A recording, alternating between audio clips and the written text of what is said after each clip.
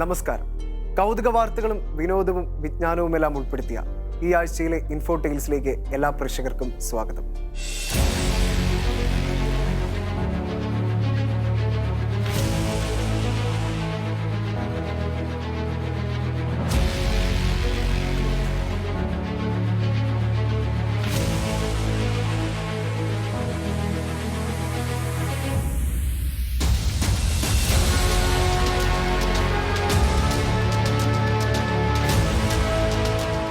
ലോകത്തിൽ ആദ്യമായി അച്ചടിക്കപ്പെട്ട ഗ്രന്ഥം, ഏറ്റവും കൂടുതൽ വിറ്റഴിക്കപ്പെട്ട ഗ്രന്ഥം, ഏറ്റവും കൂടുതൽ മൂല്യം കൽപ്പിച്ചിട്ടുള്ള ഗ്രന്ഥം, ബഹിരാകാശത്ത് വായിച്ച ആദ്യ ഗ്രന്ഥം എന്നിങ്ങനെ പല വിശേഷണങ്ങളാൽ സമ്പന്നമാണ് ബൈബിൾ. ലോകത്തെ മാറ്റിമറിച്ച അച്ചടിയുടെ കണ്ടുപിടുത്തത്തിലൂടെ ചരിത്രത്തിൽ ഇടം നേടിയ ആദ്യ പുസ്തകവും ബൈബിൾ തന്നെ. എന്നാൽ ഈ അമൂല്യ ഗ്രന്ഥത്തിന്റെ ആദ്യ പതിപ്പ് അറിയപ്പെട്ടിരുന്നത് ഗുട്ടൻബർഗ്സ് ബൈബിൾ എന്നായിരുന്നു. AD 1455 അച്ചടിച്ച ഗുട്ടൻബർഗ്സ് ബൈബിളിന്റെ ഇന്നത്തെ മൂല്യം $35 മില്യൺ. അതായത് ഇന്ത്യൻ പണം 261 കോടി രൂപ. കാണാം ചരിത്രത്താളുകളിൽ സമ്പന്നമായ ആ ബൈബിൾ.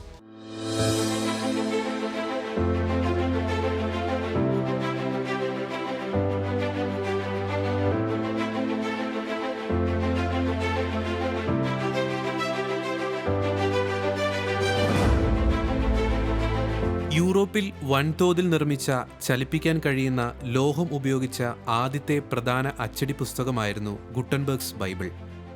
ലോകത്തിലെ ഏറ്റവും വിലമതിക്കുന്ന പുസ്തകമായാണ് ഈ ബൈബിളിനെ പാശ്ചാത്യ ലോകത്തെ മനുഷ്യർ കണക്കാക്കുന്നത്. അതിന് കാരണം ഇതിൻ്റെ പഴമ മാത്രമല്ല, അച്ചടി സാധ്യമാകുന്ന കാലത്ത് ഇത് നിർമ്മിക്കാനെടുത്ത അധ്വാനവും അതിലെ ഓരോ അക്ഷരങ്ങളും അലങ്കാരങ്ങളും അക്കാലത്തിൽ പ്രശസ്തിയാർജിച്ച പല കലാകാരന്മാരാൽ നിർമ്മിതമായവയാണ് എന്നതും ബൈബിളിന്റെ മൂല്യം ഉയർത്തുന്നതിൽ പ്രാധാന്യമർഹിക്കുന്ന വസ്തുതകളാണ്. ക്രിസ്തീയ വിശ്വാസിയായിരുന്ന ജോഹന്നാസ് ഗുട്ടൻബർഗിന്റെ മനസ്സിൽ ബൈബിൾ ഏറ്റവും ചെലവ് കുറഞ്ഞ രീതിയിൽ അച്ചടിച്ച് പ്രസിദ്ധീകരിക്കണമെന്ന തോന്നൽ ശക്തമായിരുന്നു. എന്നാൽ അക്കാലത്തെ പ്രിന്റിംഗ് രീതി ഏറ്റവും ചെലവ് കൂടിയതായിരുന്നു. മര അച്ചുകൾ ഉപയോഗിച്ച് തുകലിലോ തുണിയിലോ പ്രിന്റ് ചെയ്തെടുക്കുന്ന ഗ്രന്ഥങ്ങൾ രാജാക്കന്മാർക്കും പ്രഭുക്കന്മാർക്കും മാത്രമേ സ്വന്തമാക്കാൻ കഴിഞ്ഞിരുന്നുള്ളൂ.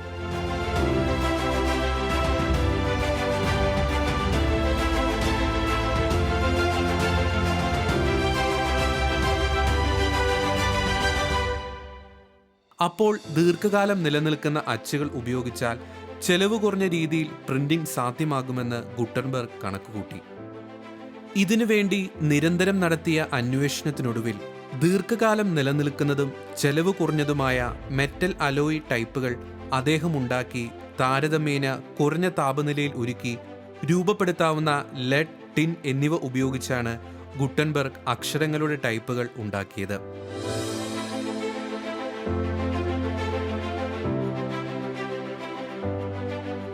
തുടർന്നുള്ള പരീക്ഷണങ്ങൾക്കൊടുവിൽ ടൈപ്പുകൾ ചേർത്ത് വെച്ച് ചലിപ്പിക്കാൻ കഴിയുന്ന ബ്ലോക്കുകളും അദ്ദേഹം രൂപപ്പെടുത്തി. അങ്ങനെ 1450 ആയപ്പോഴേക്കും ഗുട്ടൻബർഗ് തൻ്റെ സ്വപ്ന പദ്ധതിയായ പ്രസ് പ്രവർത്തിച്ചു തുടങ്ങി. എന്നാൽ വലിയ വെല്ലുവിളികൾ മുന്നിൽ കാത്തു നിൽക്കുന്നുണ്ടായിരുന്നു. കൂടുതൽ കോപ്പികൾ അച്ചടിക്കുന്നതിന് അത്യാവശ്യമായ അച്ചുകൾ, മഷി, പേപ്പർ അല്ലെങ്കിൽ തുകൽ റോളുകൾ ഇതൊക്കെ സമാഹരിക്കുന്നതിന് വലിയ തുക ആവശ്യമായി വന്നു. അങ്ങനെ ധനാഢ്യനായ ജോഹാൻ ഫസ്റ്റ് എന്ന വ്യക്തിയെ ഗുട്ടൻബർഗ് കണ്ടുമുട്ടുകയും പണം വായ്പയായി കൈപ്പറ്റുകയും ചെയ്തു. ബൈബിൾ അച്ചടിക്കാനുള്ള തൻ്റെ പദ്ധതിക്ക് ആവശ്യമായ പണം കണ്ടെത്താൻ കഴിഞ്ഞതോടെ ഗുട്ടൻബർഗ് തൻ്റെ അച്ചടിശാല വിപുലീകരിച്ചു. ഒരേ സമയം 2 പ്രസ്സുകൾ ഗുട്ടൻബർഗ് സ്ഥാപിച്ചു എന്ന് പരക്കെ വിശ്വസിക്കപ്പെടുന്നുണ്ട്. ഒന്ന് ബൈബിൾ അച്ചടിക്കുന്നതിന് മാത്രമായിരുന്നു. മറ്റൊന്ന് വിവിധ രാജ്യങ്ങളിൽ നിന്ന് എത്തുന്ന യാത്രക്കാർക്ക് ലത്തീൻ ഭാഷയിലുള്ള വിവരങ്ങൾ അച്ചടിക്കുന്നതിനും സഭയുമായി ബന്ധപ്പെട്ട ആയിരക്കണക്കിന് ഉപദേശങ്ങൾ പ്രസിദ്ധീകരിക്കുന്നതിനുമായാണ് ഉപയോഗിച്ചത്. 1455 ഗുട്ടൻബർഗിന്റെ അച്ചടിയിൽ നിന്നും ബൈബിൾ പിറന്നു. ഓരോ പേജിലും 42 വരികൾ ഉള്ളതായിരുന്നു ആദ്യത്തെ ബൈബിൾ. ഇതിന് 180ഓളം പകർപ്പുകൾ അച്ചടിച്ചു. 135 കോപ്പികൾ പേപ്പറിൽ അച്ചടിച്ചവയും ബാക്കിയുള്ളവ മൃഗത്തോലിലാണ് പ്രിന്റ് ചെയ്തെടുത്തത്. മൃഗത്തോലിൽ അച്ചടിച്ചതിനാൽ ദീർഘകാലം നിലനിൽക്കുമായിരുന്നു എങ്കിലും ഇതിന് രണ്ടിനും 2 തരം പ്രിന്റിങ്ങും അലങ്കാരവുമെല്ലാമായിരുന്നു. ഗുട്ടൻബർഗ് ബൈബിളിൽ 2 വാല്യങ്ങളായി 1286 പേജുകൾ ഉണ്ടായിരുന്നു. ബൈബിളിന്റെ ഓരോ പുസ്തകത്തിനു മുൻപായി തലക്കെട്ട് അച്ചടിക്കാൻ ഗുട്ടൻബർഗ് ആദ്യം ചുവന്ന മഷി ഉപയോഗിച്ചിരുന്നു. ഈ പ്രക്രിയ വളരെയധികം സമയമെടുക്കുന്നുവെന്ന് മനസ്സിലായപ്പോൾ അരികുകളിൽ സ്ഥലം ശൂന്യമായി വിട്ടു. ആ ഭാഗങ്ങളിൽ പ്രൊഫഷണൽ എഴുത്തുകാർ പിന്നീട് തനതായ തലക്കെട്ടും അധ്യായ തലക്കെട്ടും കൈകൊണ്ട് എഴുതി ചേർത്തു.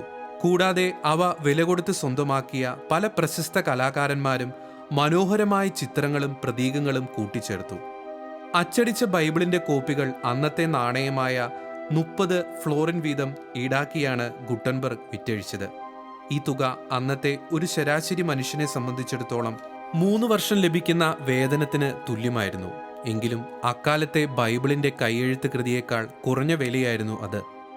ബൈബിളിന്റെ കൈയെഴുത്ത് പ്രതി തയ്യാറാക്കാനാകട്ടെ ഒരു എഴുത്തുകാരന് 1 വർഷത്തിലധികം സമയവും വേണ്ടിയിരുന്നു. ഗുട്ടൻബർഗ്സ് ബൈബിൾ അക്കാലത്ത് ലഭിക്കാവുന്നതിൽ വെച്ച് ഏറ്റവും മികച്ച പ്രിന്റിംഗ് ആയിരുന്നു. പയസ് രണ്ടാമൻ മാർപ്പാപ്പ റോമിലെ കർദിനാൾ കാർവാജലിന് എഴുതിയ ഒരു കത്തിൽ നിന്നുള്ള വരികൾ ഗുട്ടൻബർഗ് ബൈബിളിന്റെ മികവിനെ എടുത്തു കാണിക്കുന്നു. ഗുട്ടൻബർഗിന്റെ ബൈബിൾ അവരുടെ ലിപിയിൽ വളരെ ശുദ്ധവും ശരിയുമാണ്. കൂടാതെ കണ്ണാടയില്ലാതെ അനായാസമായി വായിക്കാൻ കഴിയുന്നതും എന്നാണ് അദ്ദേഹം ആ കത്തിൽ പരാമർശിക്കുന്നത്.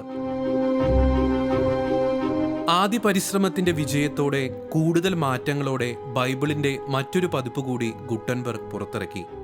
ഒരു പേജിൽ 36 വരികൾ അച്ചടിച്ചവയായിരുന്നു അത്.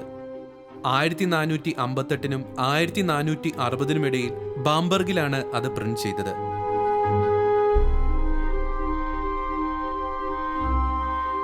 ഗുട്ടൻബർഗ് അച്ചടിച്ച 180 ബൈബിളുകളിൽ 49 എണ്ണം ഇപ്പോഴും വിവിധ പ്രശസ്ത ലൈബ്രറികളിലും മ്യൂസിയങ്ങളിലുമായി നിലവിലുണ്ട്. എന്നാൽ എല്ലാം പൂർണ്ണ പകർപ്പുകളല്ല. ചിലത് പകുതിയിൽ താഴെ മാത്രം പേജുകൾ ഉള്ളവയാണ്. ചിലത് ഒരൊറ്റ വോളിയം. മറ്റു ചിലതിൻ്റെ ചിതറിക്കിടക്കുന്ന കുറച്ച് പേജുകൾ എന്നിങ്ങനെയാണ് അവശേഷിച്ചിട്ടുള്ളത്.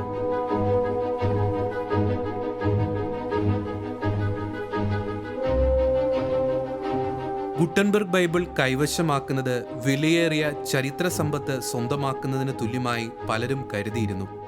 കമ്മ്യൂണിസ്റ്റ് റഷ്യ പോലും ഇക്കാര്യത്തിൽ വിഭിന്നമായിരുന്നില്ല. രണ്ടാം ലോക മഹായുദ്ധത്തിന്റെ അവസാന ഘട്ടത്തിൽ ജർമ്മനിയിൽ സോവിയറ്റ് അധിനിവേശമുണ്ടായപ്പോൾ മ്യൂസിയങ്ങളിൽ നിന്നും ലൈബ്രറികളിൽ നിന്നും പല അമൂല്യമായവ പിടിച്ചടക്കിയതിനോടൊപ്പം ഗുട്ടൻബർഗ് ബൈബിളും റെഡ് ആർമി ബ്രിഗേഡുകൾ കൊള്ളയടിച്ചു. എന്നാൽ ഈ കാര്യം പുറത്തറിയുന്നത് 1980കളിലാണ്. അതുവരെ ജർമ്മനി ഇത് മറച്ചുവെച്ചു. മോസ്കോയിലെ ലൈബ്രറികളിൽ ഗുട്ടൻബർഗ് ബൈബിളിന്റെ പകർപ്പുകൾ സൂക്ഷിച്ചിട്ടുണ്ടെന്ന് 1980 റഷ്യ വെളിപ്പെടുത്തി.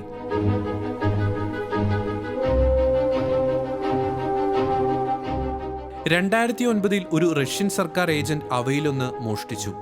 $1.5 മില്യൺ കരിഞ്ചന്തയിൽ വിൽക്കാൻ ശ്രമിച്ചെങ്കിലും നടന്നില്ല. പിന്നീട് ഇയാളെ റഷ്യൻ അധികൃതർ പിടികൂടി ബൈബിളിന്റെ 2 വാല്യങ്ങളും കണ്ടെടുത്തു. ഗുട്ടൻബർഗിൽ നിന്നും ബൈബിളുകൾ നേരിട്ട് വാങ്ങിയവർ പിന്നീട് അത് വിൽപ്പന നടത്തിയ സംഭവങ്ങളുണ്ടായി. അത്തരത്തിൽ ഒരു സമ്പൂർണ്ണ ഗുട്ടൻബർഗിന്റെ അവസാന വിൽപ്പന നടന്നത് 1978ലാണ്. ഒരു പകർപ്പിന് $2.2 മില്യൺ അത് ലേലത്തിൽ പോയത്. പിന്നീട് 1987 ബൈബിളിന്റെ മറ്റൊരു പതിപ്പ് $5.4 മില്യൺ വിൽപ്പന നടന്നു. ഇപ്പോഴാകട്ടെ ഗുട്ടൻബർഗ് ബൈബിളിന്റെ ഒരു സമ്പൂർണ്ണ പതിപ്പ് ലേലം ചെയ്താൽ $35 മില്യൺ വരെ ലഭിക്കുമെന്ന് പുരാവസ്തു ഗവേഷകർ പറയുന്നു.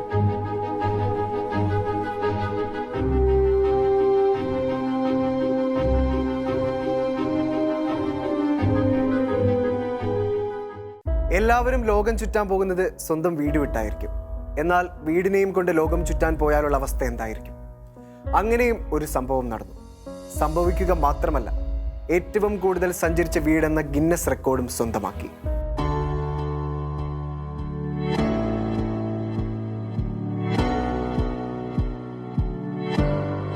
യാത്ര ചെയ്യാൻ വീട് വിട്ടിറങ്ങുകയാണ് എല്ലാവരും ചെയ്യാറ്. എന്നാൽ യാത്രാ സങ്കല്പങ്ങളെയെല്ലാം മാറ്റിമറിക്കുന്ന കൗതുകപരമായ ചിന്തയാണ് അമേരിക്കൻ ദമ്പതികളായ ക്രിസ്റ്റ്യൻ പാർസൺസിനും അലക്സ് സ്റ്റീഫൻസിനും വന്നത്. യാത്ര പോകുമ്പോൾ വീടും കൊണ്ടുപോകുക.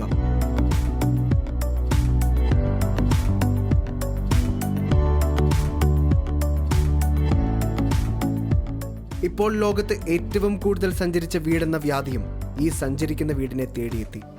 മിഷിഗൺ തടാകത്തിലേക്കുള്ള റോഡ് യാത്രയിലാണ് ഇരുവരും കൂടുതൽ യാത്ര പോകണം എന്ന് ഉറപ്പിക്കുന്നത്. വ്യത്യസ്തമായി എന്തെങ്കിലും ചെയ്യണമെന്നും മനസ്സിലുണ്ടായിരുന്നു. അങ്ങനെയാണ് സഞ്ചരിക്കുന്ന വീടെന്ന ആശയം വരുന്നത്.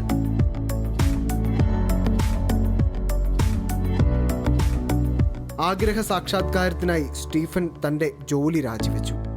മരത്തിൻ്റെ ഫർണിഷും തട്ടിൻപുറവും കിച്ചണും ഷൂ റാക്കുമൊക്കെയുള്ള വീട് പൂർത്തിയാക്കാൻ 9 മാസമെടുത്തു. വീടിൻ്റെ സൗകര്യങ്ങൾ വാഗ്ദാനം ചെയ്യുന്ന ക്യാരവാനും മറ്റുമൊക്കെ ധാരാളം കണ്ടിട്ടുണ്ടാവാം. എന്നാൽ ഇത് ശരിക്കും ഒരു വീടിനെ വലിച്ചുകൊണ്ടു പോകുന്ന പോലെ തോന്നും. 130 സ്ക്വയർ ഫീറ്റിലുള്ള വീടിനെയാണ് യാത്ര ചെയ്യുമ്പോൾ ഓരോ സ്ഥലങ്ങളിലേക്ക് വലിച്ചു കൊണ്ടുപോകുന്നത്. കേൾക്കുമ്പോൾ സാധ്യമല്ലാത്ത ഒരു കാര്യമായി തോന്നാമെങ്കിലും ഈ ദമ്പതിമാർ സംഭവം യാഥാർത്ഥ്യമാക്കി. US-ലെ 37 സ്റ്റേറ്റ്സുകളിലേക്കും 16 ദേശീയോദ്യാനത്തിലേക്കും ഇവർ ഈ വീടുമായി യാത്ര ചെയ്തു. ഒരു ചെറിയ വീടിനുള്ള എല്ലാ സൗകര്യങ്ങളും ഈ സഞ്ചരിക്കുന്ന വീടിനുള്ളിൽ കാണാൻ കഴിയും. യാത്ര ചെയ്യുമ്പോൾ പല സ്ഥലങ്ങളിൽ ഹോട്ടലുകൾ ബുക്ക് ചെയ്യുകയും മറ്റുമൊക്കെ ചെയ്യേണ്ടി വരും.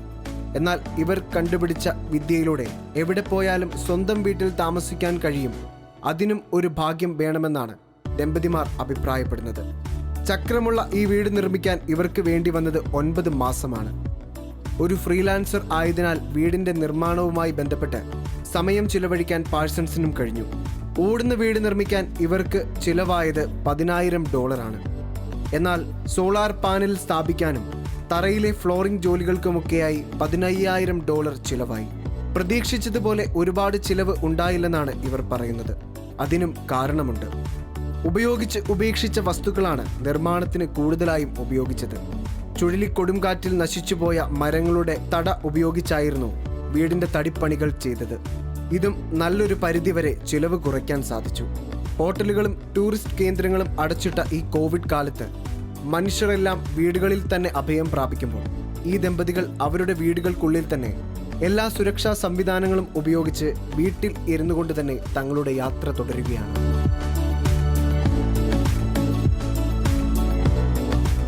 ഇൻഫോടൈൽസിന്റെ ഈ എപ്പിസോഡ് ഇവിടെ പൂർണ്ണമാകുന്നു. പുതുമയേറുന്ന കൗതുക വാർത്തകളും വിശേഷങ്ങളുമായി അടുത്ത അധ്യായത്തിൽ വീണ്ടും കാണാം. നന്ദി, നമസ്കാരം.